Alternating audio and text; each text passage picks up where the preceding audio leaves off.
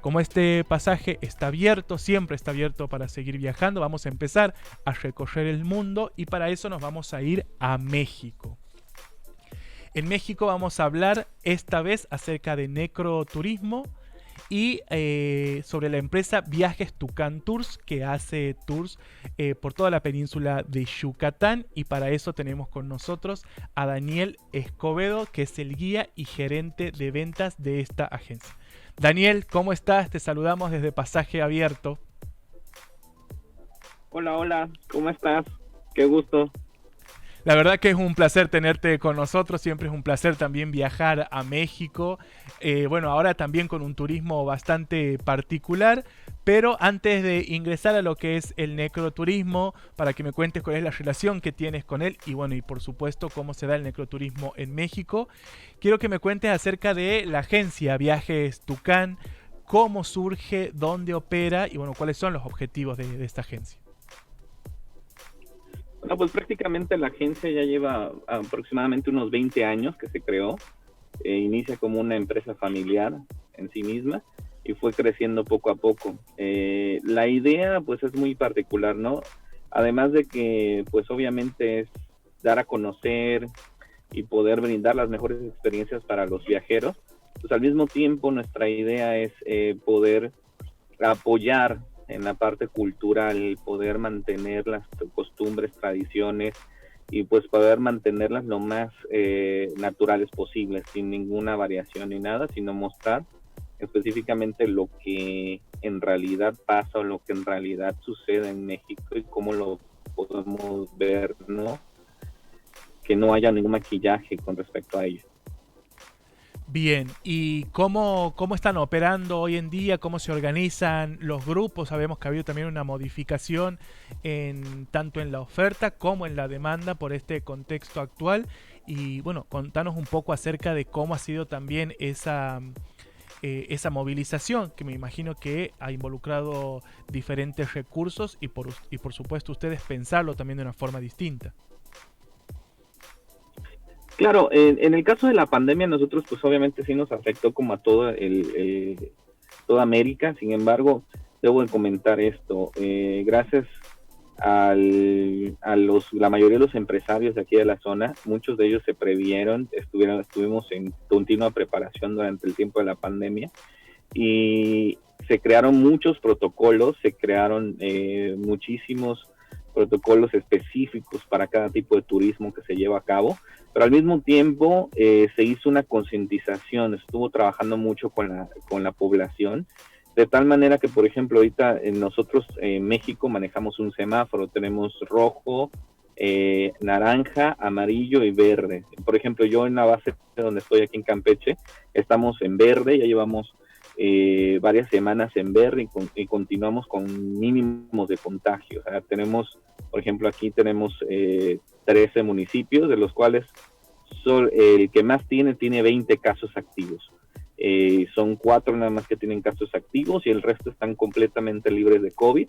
Entonces sí se está tomando mucho la responsabilidad, la gran mayoría de la gente está tomándolo en serio, se trabajan con los protocolos, la gente sale con cubrebocas, se está tratando de mantener el mínimo de contacto social y por ejemplo ahorita que estamos iniciando turismo, que se están trayendo los grupos, pues sí se está respetando, estamos utilizando grupos pequeños, el destino en este caso no está masificado y eso nos ayuda muchísimo a poder mantener pues la distancia, poder mantener las camionetas a mitad, por ejemplo, de capacidad para poder mantener la distancia, se tiene un protocolo de sanitización, se llevan a cabo carpetas sanitarias para cada uno de los vehículos y todos los espacios tienen pues obviamente su previsión. Entonces eso nos ayuda muchísimo. La verdad es que la zona donde yo estoy trabajando está muy muy controlado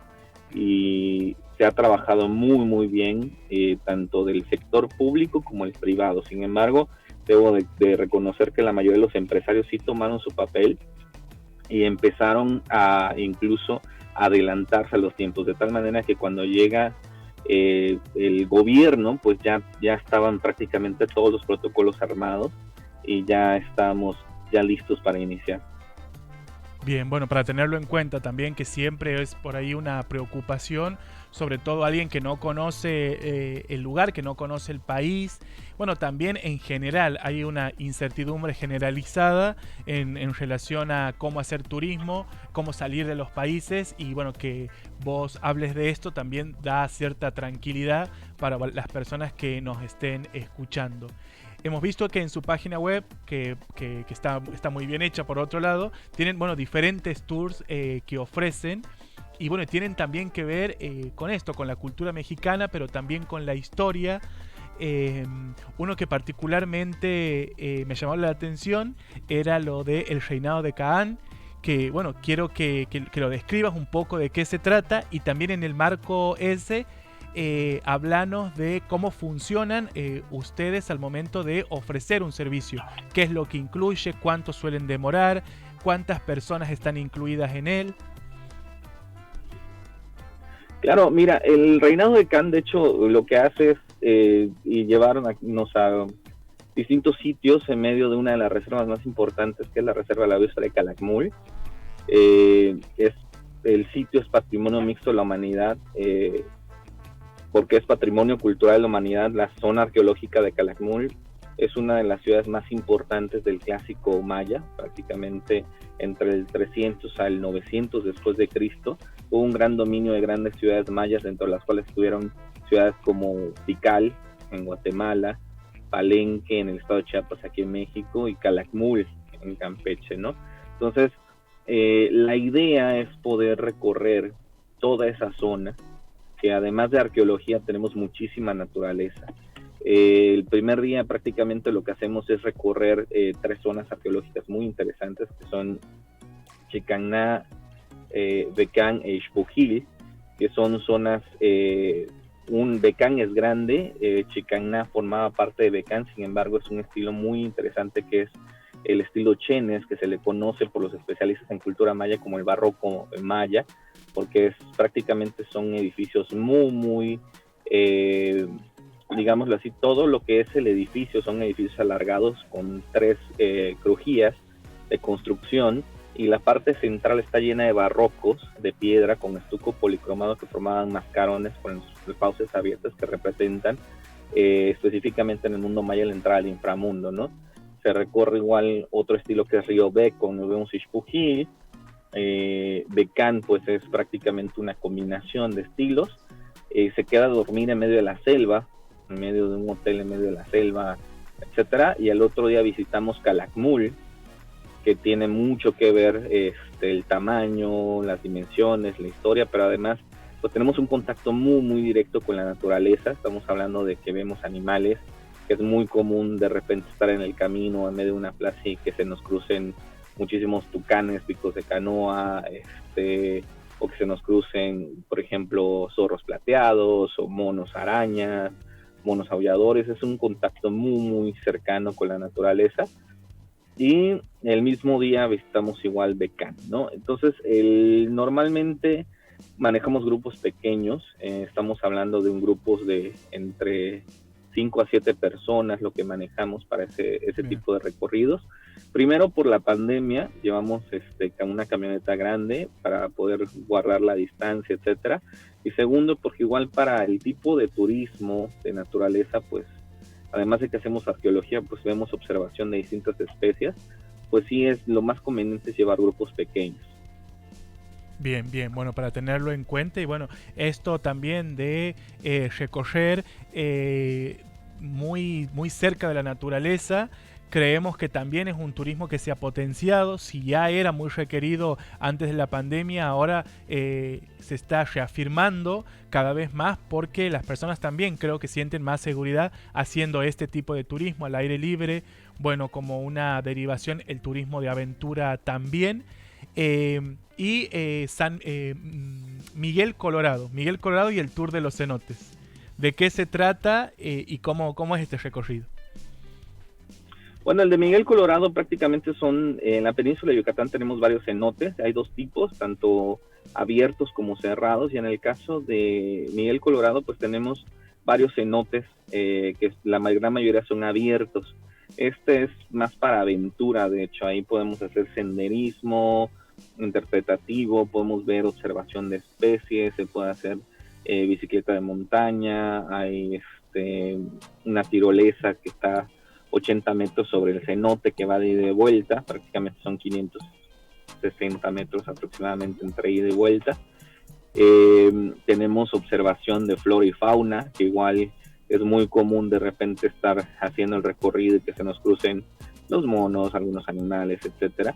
Y además se habla mucho de la época de la extracción de chicle en los años 60 en la zona, que fue muy muy fuerte, que estuvo durante los años 30, perdón, que estuvo muy muy fuerte en la época, y se estuvo exportando muchísimo hacia los Estados Unidos, sobre todo para distintas compañías como la Tropical Research Foundation of Washington, para Adams Company, entre otras, ¿no? Entonces sí tenemos muchísimas cosas que ver ahí, además de que el cenote, pues, es espectacular. De hecho, las vistas aéreas, sobre todo, tomadas con dron, son espectaculares, porque se ve toda la selva y en medio parece un cráter enorme y en medio está todo el agua del cenote, ¿no? Entonces es muy muy padre, porque además de eso se habla mucho de distintas especies, se habla por ejemplo de algunas abejas endémicas, como son por ejemplo la melipona, que es muy distinta a la abeja europea, la apis, sobre todo la variante Vichy, que se utiliza mucho para producción de miel. Y además de todo lo que podemos ver, ¿no? Se puede hablar de las actividades anteriores de la población, que de hecho ahí cerca hay una población que precisamente se llama Miguel Colorado, que ellos se dedicaron durante mucho tiempo a la extracción de chicle. Se puede ver la actividad, podemos ver cómo se llevaba a cabo, de manera artesanal, etcétera, etcétera. Entonces sí está muy, muy interesante esa parte. Daniel, bueno, por lo que vas contando es una mixtura muy interesante entre lo que es el turismo de naturaleza, el turismo de aventura, acompañado de lo que son, bueno, de toda la historia mexicana que va como cimentando cada lugar al que van. Y ahí, bueno, me llama la atención, te quería preguntar acerca de los y las que demandan este servicio. Si ustedes tienen un perfil identificado que me caracterices un poco, porque pienso tal vez la historia por ahí puede resultar, no sé, tal vez de menor importancia para la juventud. Pienso que está más abocada a esto del turismo aventura, de salir, de recorrer, pero aquí vemos como hay una mixtura entre las dos cosas. Entonces me interesa saber quiénes son los que demandan el servicio, y eso, que me describas un poco la gente que lo requiere. Pues el combinado de turistas que normalmente piden ese tipo de servicios son tanto mexicanos, por lo general estamos hablando de 30 años para arriba, entre 30 a 60 años, y tenemos muchísimo turismo europeo que viene buscando eso, ¿no? Viene buscando una combinación entre naturaleza, entre aventura, entre historia, entre meterse incluso al turismo rural, porque por ejemplo muchos están interesados incluso en dormir en casas mayas tradicionales, en tratar de aprender un poco el idioma. Incluso se pueden prestar para talleres para poder aprender la gastronomía, y que la misma gente, las mismas cocineras tradicionales nos puedan enseñar un poco de cómo hacer y cómo preparar estos alimentos. Entonces, Daniel, ¿vos me escuchas bien? He perdido el audio de Daniel. A ver, mientras nos volvemos a comunicar. Bueno, nos está contando todos los servicios que tienen para ofrecer, desde Viajes El Tucán, que los pueden buscar así en internet, viajeseltucán.com.mx. Diferentes servicios alrededor de la península de Yucatán. Estábamos hablando particularmente de lo que era el tour de los cenotes de Miguel Colorado, y nos estaba describiendo, bueno, acerca de todos los servicios y de esta mixtura entre la historia y la naturaleza y la aventura. Daniel, ¿nos escuchas? Sí, los escucho. Bien, estábamos hablando de la demanda, de la caracterización del perfil. Me decías que, bueno, también hay mexicanos, pero también hay europeos que buscan esta experiencia distinta de convivir con los y las nativas.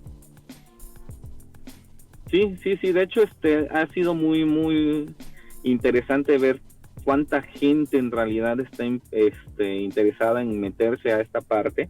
Nosotros en el área de la península de Yucatán pues es área maya, entonces para que nos demos una idea, el 40% de la población de la península de Yucatán es maya parlante y la gran mayoría mantiene sus usos y costumbres.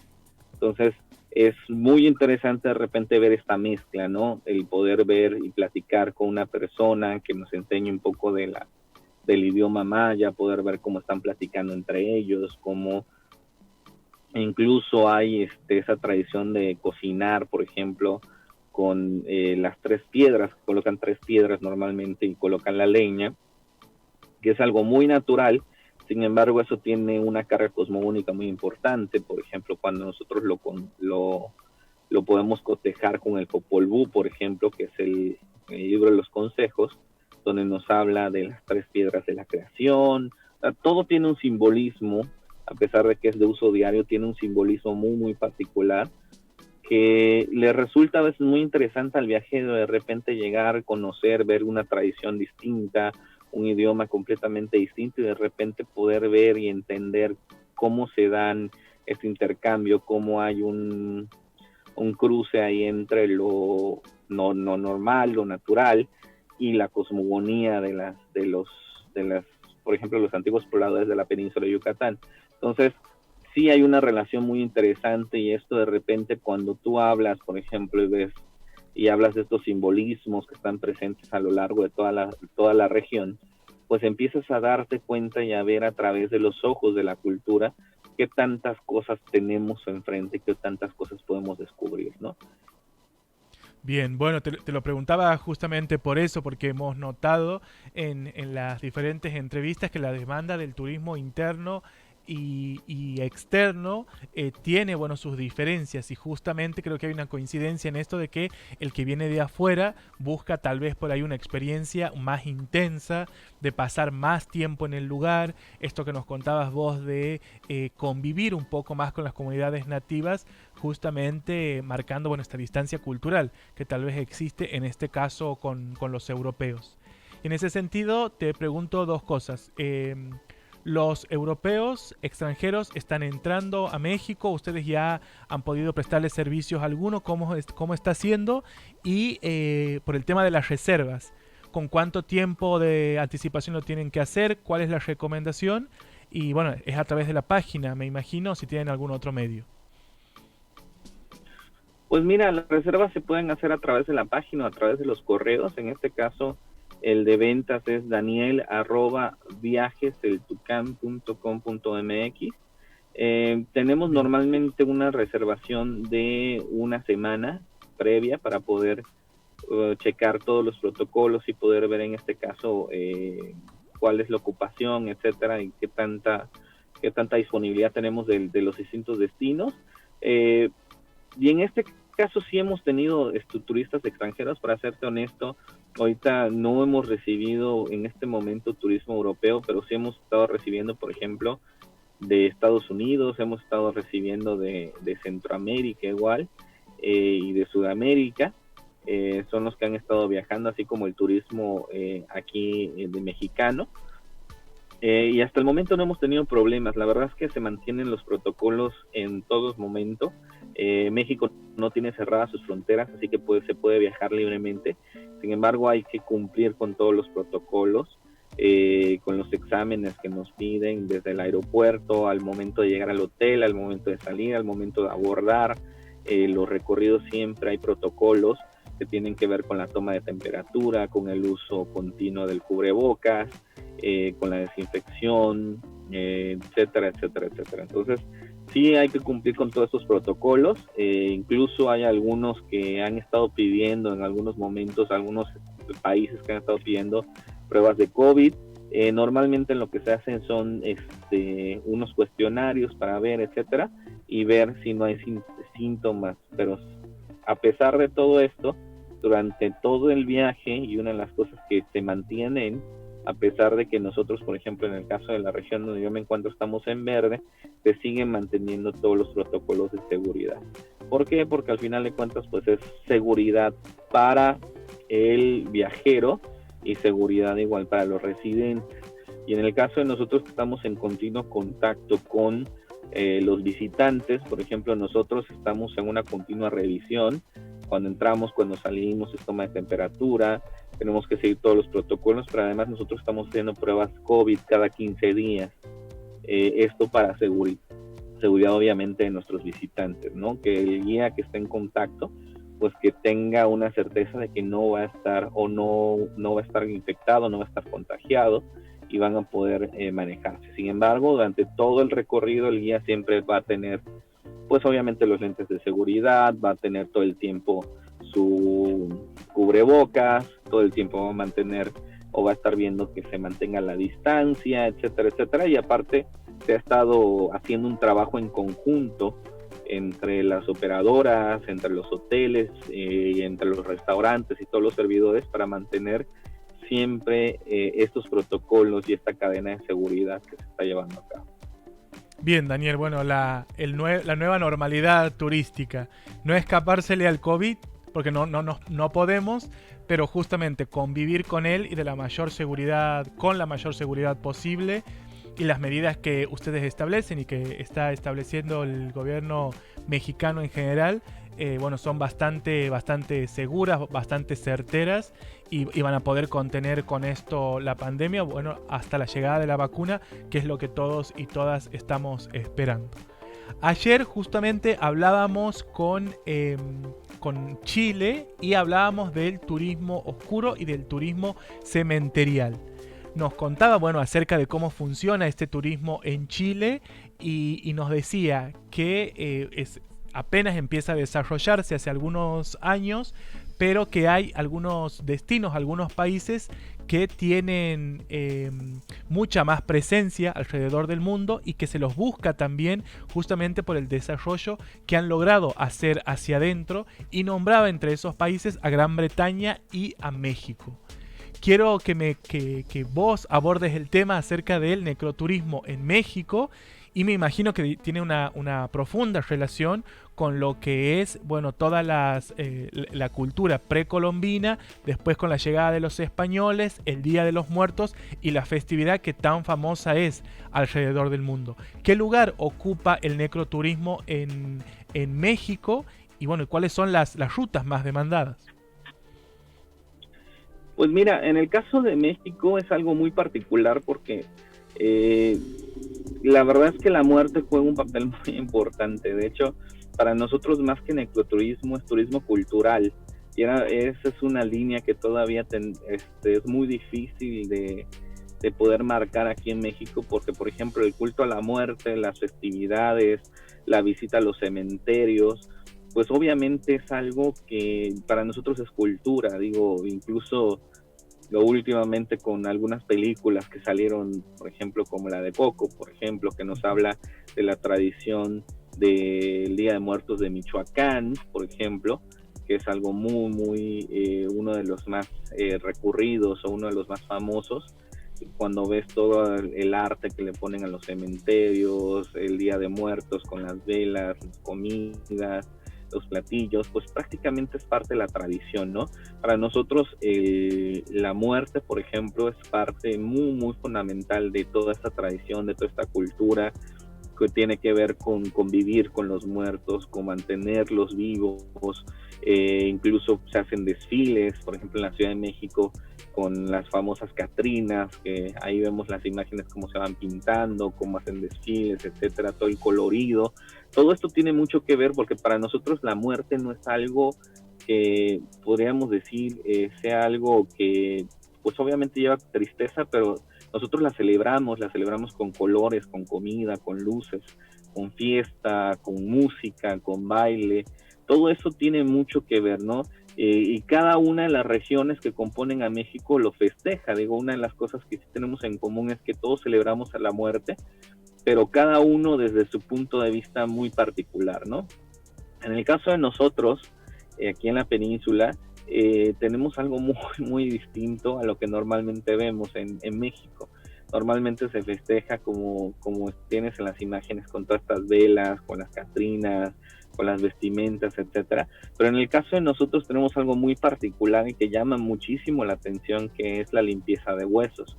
Nosotros, por ejemplo, aquí en la zona de Campeche, tenemos varios pueblitos, dentro de ellos están algunos que, por mencionarlos, es el Chacán, Pomuch, Tenabo, Santa Cruz Pueblo, Santa Cruz es Hacienda, lo que es el poblado de Nunquiní, etcétera, que ellos tienen una tradición muy, muy particular, que es la limpieza de huesos.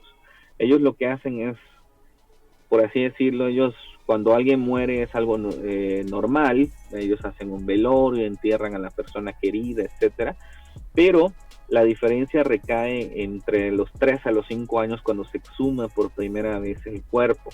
Lo que hacen es limpiar los huesos, limpiar el cuerpo, dejarlos en huesos y meterlos dentro de una cajita que se le conoce como osario, y al osario lo cubren con un paño, un manto, que lleva varios adornos, que tiene mucho que ver los diseños con la persona, si era un adulto mayor, si era de edad mediana, si era un niño, etcétera. Hay una simbología y normalmente ahí se pone el nombre de la persona y posteriormente sobre la caja y el paño se van poniendo los huesitos.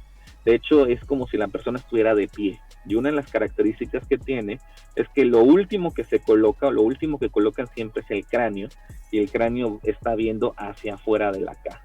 Esto es muy interesante porque la gente lo hace así, porque ellos creen que el espíritu de la persona a través del cráneo puede ver quién lo va a visitar durante todo el año.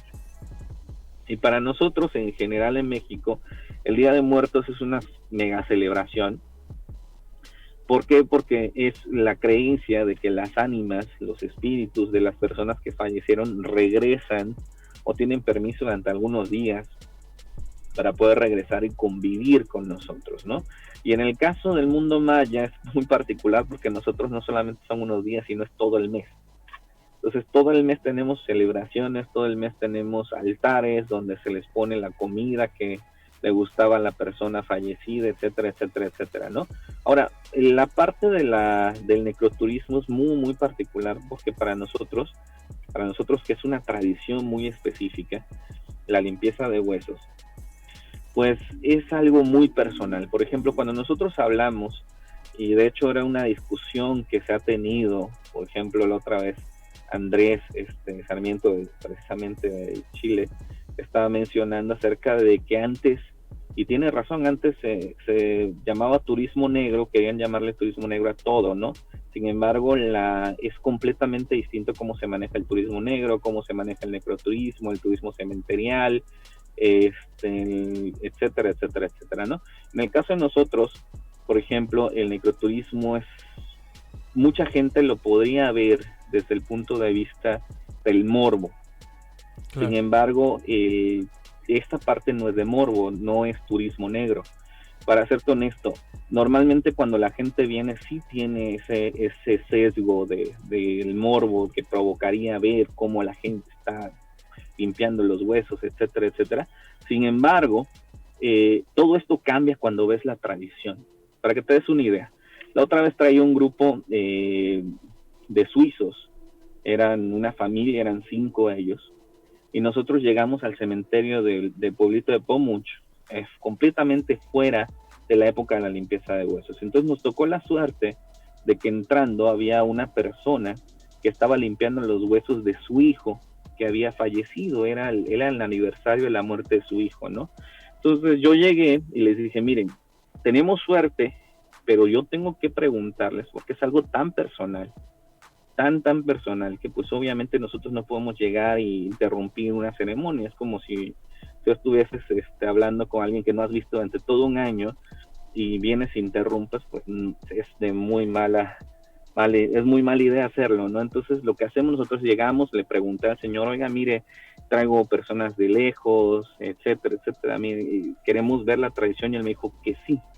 Lo impresionante para ellos, la experiencia que tuvieron ellos, es de que el señor salió corriendo, él ya había sacado el paño con los huesitos de su hijo, salió corriendo, llegó enfrente de los huesos de su hijo y empieza y le dice, hijo, te vinieron a conocer desde Suiza. Entonces, eso de que le hablara como si estuviera ahí la persona, para estas personas fue impactante, literalmente el decir, wow, o sea, ellos ni siquiera tiene un sesgo de de hacer una obra, no es algo tan natural de decirle, hijo, te vinieron a conocer, mira, y se voltea con ellos y le dice, miren, él es mi hijo, y les presenta a los dos como si tuviera a su hijo ahí presente. Y él en ningún momento habló en pasado, todo el tiempo estaba hablando en presente como si su hijo estuviera ahí enfrente. Y les empezó a contar la historia del hijo y todo eso. Y todavía cuando terminamos, él les dio las gracias a las personas por haberse interesado en su hijo y a bajarse a conocer a su hijo. Entonces, cuando ves esa limpieza, cuando ves esa creencia y ves esa conexión que hay entre las personas con esos huesos, de que es como si la persona en realidad estuviera viva, y cuando están haciendo la limpieza lo están haciendo con un cariño, con un amor, le están platicando incluso todo lo que ha pasado durante el año, que por ejemplo, si llegó un nuevo miembro de la familia, lo llevan al cementerio, sea adulto, sea niño, y se lo presentan, le dicen, mira, este es el nuevo miembro de la familia, aquí, allá, y están platicando con él como si estuviera presente, ¿sí? Igual, para que te des una idea qué tan impresionante llega a ser esta tradición, la otra vez estamos trabajando con una empresa internacional que hace reportajes en inglés, y estábamos saliendo del cementerio y había una persona que estaba en la salida limpiando dos osamentas. Entonces me pregunta la reportera, oye, ¿me puedes traducir? Y el señor lo escucha y le dice, no, mire, no hay problema, en un perfecto inglés, yo hablo inglés, francés y español, no hay ningún problema. Entonces la reportera va y le pregunta, óyeme, pero ¿cómo es que hablas también el inglés? Y le dice, no, mira, yo vivo en Canadá, yo soy de aquí de Pomuch, me mudé a Canadá, vivo en Canadá, tengo familia, tengo hijos y todo. Y dice, oye, pero ¿por qué estás aquí? Y le dice, mira, él le comentaba, yo, le dice, yo, pues prácticamente cuando yo estaba chiquito, mis papás me abandonaron, mis abuelos me adoptaron, me crecieron, vieron por mí, me alimentaron, me dieron educación, dice, y yo me fui, tuve la oportunidad, me fui a Canadá, hice mi vida, y ahorita que ya murieron mis abuelos, a manera de honrarlos y darle las gracias por lo que hicieron por mí, yo todos los años pido mis vacaciones el Día de Muertos y viajo, ya sea solo con mi familia, todos los años para venir a darle honor a mis abuelos a través de la limpieza de huesos. Entonces, ¿hasta dónde llega ese amor y ese respeto hacia los antepasados? Incluso el hecho de limpiar los huesos es un acto de amor y es un acto de mostrarles respeto. Entonces, por eso es que es muy, muy importante igual el hecho de tomarlo de la manera en que la debemos de tomar, ¿no? No es un acto de morbo, en realidad es un acto tan personal que incluso para poder trabajar este tipo de turismo, normalmente hacemos hincapié en que se necesita un trabajo previo que tiene que ver con lo antropológico, que tiene que ver con, pues, no meternos de más en la población, sino al contrario, si nosotros vamos a hacer algo, que eso algo sirva para la población, no para estorbarles, sino para que se mantengan esas tradiciones, esas costumbres, y obviamente no es la razón de incomodarlos, ¿no? Nosotros ya llevamos varios años trabajando con la comunidad, nos llevamos casi con toda la comunidad. Entonces, cuando nosotros nos acercamos, pues obviamente ya hay un trabajo previo, ya no nos ven como desconocidos, ya no estamos metiéndonos de más, e incluso siempre es la pregunta de si podemos, porque tampoco es llegar a interrumpir, ¿no? Si tenemos la oportunidad, nos la dan, y de hecho eso es una de las reglas previas antes de un recorrido. Primero, nosotros cuando preguntamos sobre ellos, nunca hablamos en pasado, sino en presente, como ellos lo hacen, obviamente por respeto a su tradición. La pregunta es no llegar y decir, oye, ¿de qué murió? O ¿a qué se dedicaba? ¿No? ¿A qué se dedica? ¿Por qué está aquí, por ejemplo, algo así? Y la segunda es que si la persona te dice que no quiere que estemos ahí, pues es respetarlo, aún sea el único que está haciendo la limpieza. Si nos dicen que no, ya vamos con la idea de que pues no vamos a interrumpir porque es algo muy personal, ¿no?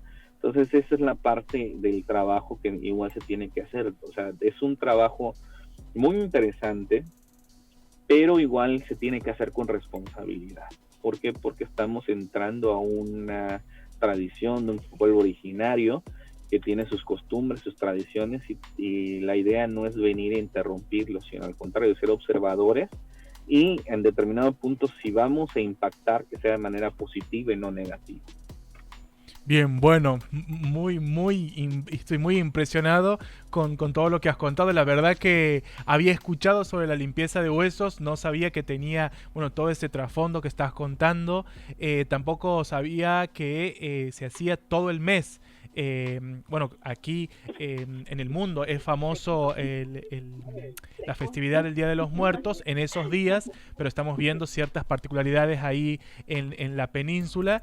Y bueno, y también es muy interesante esto que cuentas, que también lo remarcaba Sarmiento ayer, que dependiendo del el país, la base, los cimientos culturales, la historia, el turismo también va a tener una perspectiva y un enfoque distinto. Lo que hablábamos acerca del turismo de cementerios en Chile, creo que nada tiene que ver con lo que nos estás contando de lo que sucede en tu región. Y coincido totalmente en que hay que hacer un trabajo de revisión histórica, de revisión antropológica, para después embeberse bueno, con lo que es la tradición en sí misma, que involucra, bueno, diferentes aristas. La verdad que ha sido un placer tenerte, Daniel. Me quedan muchas preguntas por hacerte. Seguramente vamos a estar de nuevo hablando sobre este tema y sobre otros temas en México. Solo tenemos que seguir viajando. Nos vamos a ir a Bolivia en un ratito. Así que bueno, nada más que agradecerte. Ha sido un placer tenerte con nosotros. Hemos viajado por todo Yucatán, pero también hemos hecho este turismo tan particular que ofrece la región, que seguramente nos quedan muchas cosas para hablar y te tendremos en el programa en alguna otra oportunidad. Y sin antes recordar, Viajes El Tucán también, que es la agencia que coordina, viajeseltucán.com.mx, que lo vamos a ver en pantalla para todos y todas las que quieran ver todos los servicios que brindan, las cosas que hemos hablado hoy aquí y por supuesto si te quieren consultar. Daniel, muchísimas gracias. Al contrario, gracias por invitarme. Un abrazo. Un abrazo enorme.